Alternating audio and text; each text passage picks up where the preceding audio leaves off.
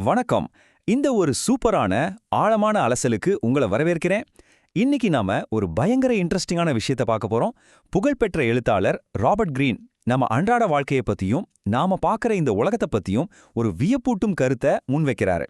சுருக்கமா சொல்லணும்னா, நாம உண்மையாவே எதை பார்த்துக்கிட்டு இருக்கோம் அப்படிங்கிற ஒரு அடிப்படையான கேள்வியை அவர் எழுப்புறார். சரி, நேரடியா விஷயத்துக்குள்ள போயிடலாம். நீங்க தினமும் பார்க்குற இந்த உலகம், அதுல இருக்கிற மக்கள், கலர்ஸ், நடக்கிற நிகழ்வுகள் இதெல்லாம் உண்மையாவே நிஜம்தானா? கொஞ்சம் யோசிச்சு பாருங்க. இல்லனா நம்ம உயிர் வாழ்றதுக்காக நம்ம மூளையே பிரத்யேகமா உருவாக்கின ஒரு மாயையா? நம்ம மூளை நரம்பியல் ரீதியா எப்படி ஒரு போலியான உலகத்தை நமக்காகவே தயாரிச்சு வழங்குதுன்னு ராபர்ட் கிரீன் சொல்றத கேட்டா நிஜமாவே உங்களுக்கு ஆச்சரியமா இருக்கும். பகுதி 1, கட்டமைக்கப்பட்ட உண்மை. நம்ம மூளை இருக்கு பாருங்க, அது நம்மளை காப்பாத்துறதுக்காகவே ஒரு பெரிய ஃபில்டர் மாதிரி வேலை செஞ்சு நமக்கான ஒரு அடையாளத்தை உருவாக்குது.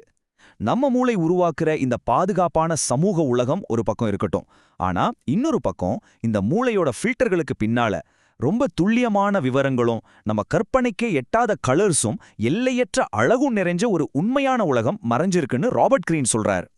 இங்க ஒரு முக்கியமான விஷயத்தை நாம கவனிக்கணும். ராபர்ட் கிரீன் ஒன்னும் இயல்பாவே ஒரு ஆன்மீகவாதியோ இல்ல கற்பனை உலகத்துல மிதக்கிறவரோ கிடையாது.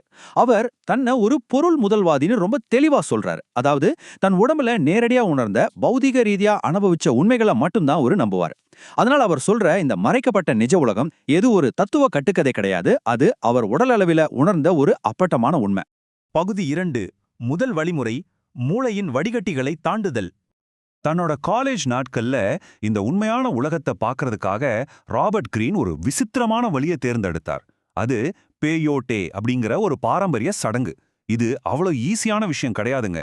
முதல்ல அதுல இருக்கிற விஷனார்களை எடுக்கணும், அப்புறம் அதை சின்ன சின்ன துண்டுகளா வெட்டணும். அதோட டேஸ்ட் ரொம்பவே மோசமா இருக்குங்கிறதால பீனட் பட்டர் கூடவோ இல்ல ஏதாவது ஒரு ஜூஸ் கூடவோ கலந்து தான் அதை சாப்பிடவே முடியும். ரொம்ப கஷ்டமான ஒரு அருவருப்பான பௌதீக செயல்முறை இது. அந்த மோசமான டேஸ்ட்டை தாண்டி அவர் அந்த பயணத்தை மேற்கொண்டப்போ அவருக்கு கிடைச்ச அனுபவத்தை வார்த்தைகளால சொல்லவே முடியாது. ஆல்டஸ் ஹக்ஸ்லியோட ரொம்ப பிரபலமான தி டோர்ஸ் ஆஃப் பெர்செப்ஷன் அப்படிங்கிற புக்கை அவர் இங்க சுட்டி காட்டுறாரு. இந்த குறிப்பிட்ட வேதியியல் பொருட்கள் நம்ம மூளையோட இயற்கையான ஃபில்டர்களை எப்படி மொத்தமா ஷட் டவுன் பண்ணுது அப்படிங்கிறத புரிஞ்சுக்க இந்த புக்கும் ஒரு சூப்பரான திறவுகோல். திடீர்னு பார்த்தா சமூக கட்டமைப்புகள், மூளை உருவாக்கின மாயைகள் எல்லாம் அவரை விட்டு மொத்தமா விலகிடுச்சு. கற்பனையே பண்ணி பார்க்க முடியாத அளவுக்கு ரொம்ப அடர்த்தியான கலர்ஸ், செடி கொடிகள்லையும் பூச்சிகள்லையும் இருக்கிற மிக நுண்ணிய விவரங்கள்னு ஒரு அற்புதமான எல்லையற்ற நிஜ உலகத்தை அவர் அப்போ நேரடியா பார்த்தார். மூளை நம்மளை பாதுகாக்கிறதுக்காக மறைச்சு வச்சிருந்த அந்த பிரம்மாண்டத்தை அவர் தன் கண் முன்னாடி தரிசிச்சார். பகுதி 3, இரண்டாவது வழிமுறை, தியானத்தின் பாதை. அந்த இளமைக்கால அனுபவங்களுக்கு பிறகு இப்போ எந்த போதைப் பொருட்களோட துணையும் இல்லாம அவர் பயன்படுத்துற ஒரு வழிமுறை தான் தியானம். தியானம் அப்படிங்கிற வார்த்தையை நம்ம நிறைய முறை கேட்டிருப்போம். ஆனா ராபர்ட் கிரீனை பொறுத்த வரைக்கும் இது வெறும் மனசை அமைதிப்படுத்துற பயிற்சி கிடையாது. மூளை உருவாக்கின எல்லா போலி மாயைகளையும் பொய்களையும் உடைச்சி எரிஞ்சிட்டு உலகத்தை அது எப்படி உண்மையில இருக்கோ அப்படியே பார்க்கறதுக்கான ஒரு கூர்மையான கருவியா அவர் தியானத்தை பயன்படுத்துறார். பகுதி 4, மூன்றாவது வழிமுறை, மரணத்தை எதிர்கொள்ளல்.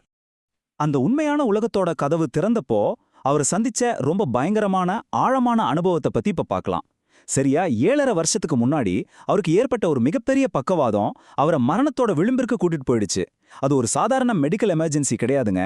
அவர் மரணத்தோட வாசல நேரடியா தொட்ட ஒரு பயங்கரமான தருணம் அது. இதுல ரொம்ப முக்கியமான பாயிண்ட் என்னன்னா, அந்த நேரத்துல அவர் அனுபவிச்ச நேரடி உணர்வு தான். என் உடம்புக்குள்ள இருந்த எலும்புகள் எல்லாம் அப்படியே கரைஞ்சு ஒரு வெற்றிடமா மாறுற மாதிரி ஒரு ஃபீலிங் அப்படின்னு மரணம் தான் உடம்புக்குள்ள ஊடுருவுறத அவர் பௌதிகமா உணர்ந்தார். இந்த வார்த்தைகள் அவர் சொல்லும்போதே நமக்குள்ள ஒரு நடுக்கம் வரத நம்ம ஃபீல் பண்ண முடியும். அந்த மரண விளிம்புல அவருக்கு தோணுன விசித்திரமான காட்சிகள் ரொம்ப ஆச்சரியமானது. தான் சொந்த இறுதிச் சடங்கையே அவர் மேலிருந்து பார்க்கற மாதிரி உணர்ந்தார். தன்னோட மனைவி, அண்ணா, தன்னோட அம்மா எல்லாரையும் அங்க பார்த்தார்.